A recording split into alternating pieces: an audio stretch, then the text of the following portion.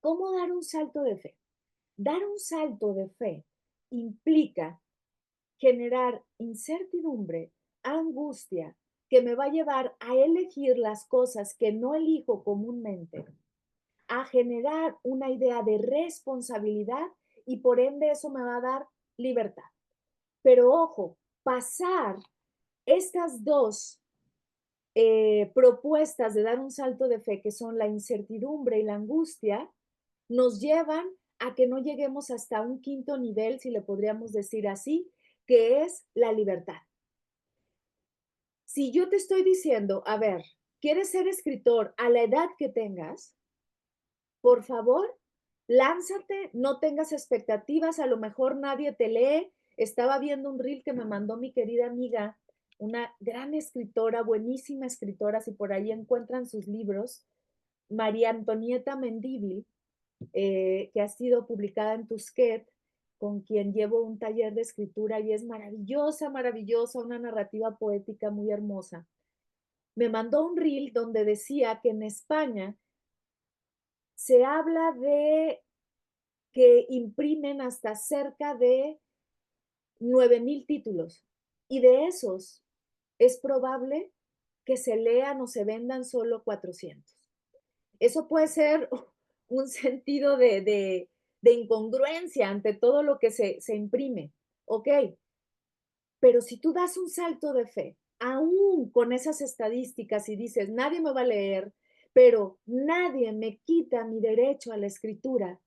Creo que eso se lo dije a una persona cuando hablábamos desde un punto muy pesimista sobre, no, nadie nos lee, todos escribimos, ya todo el mundo quiere escribir. Y yo te diría, no es cierto, no todo el mundo quiere escribir porque muchas personas tienen miedo, sobre todo porque tememos dejar un espacio para el encuentro que nos da la escritura con nosotros mismos, se genera una incertidumbre, una angustia, ¿ok? Que no nos gusta. Y lo que nos da el salto de fe es justamente esa angustia. Nos lleva incluso a atravesar esos miedos y esa caverna de la que no queremos salir. No voy a hablar del mito de la caverna porque si ustedes googlean en este canal Mito de la Caverna va a haber 3 o 4 programas que hablan de esto. Pero sí quería ilustrarlo. Esta idea que nos da el salto de fe nos habla, acordémonos, que el mito de la caverna, aparte de la alegoría de la que habla Platón en uno de sus diálogos, en donde dice que justamente estos hombres que están encadenados, y esto nos habla en un sentido moderno de nuestra zona de confort, es decir, donde no damos un salto de fe, para Platón, por supuesto que no hablaba de salto de fe, porque quien habla de salto de fe es Kierkegaard mucho tiempo después, pero yo hago esta analogía porque Platón nos dice que salir de la caverna, quitarnos esas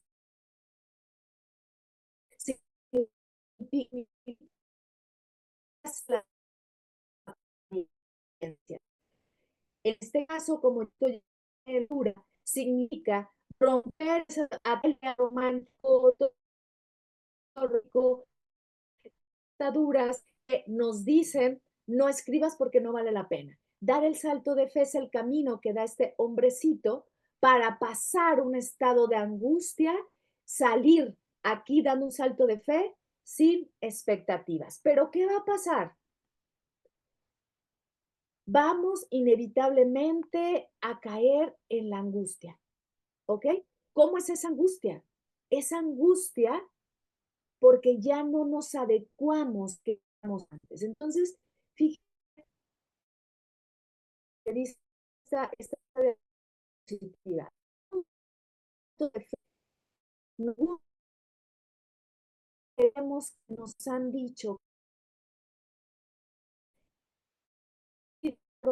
ya te quité los ideales de expectativa, los ideales de un éxito al que no renuncio, pero que no es la meta, me va a llevar a ya no pertenecer al mundillo literario. Claro, ya no voy a pertenecer a ese mundillo literario que es necesario, yo no digo que no, pero que otra vez no es la meta.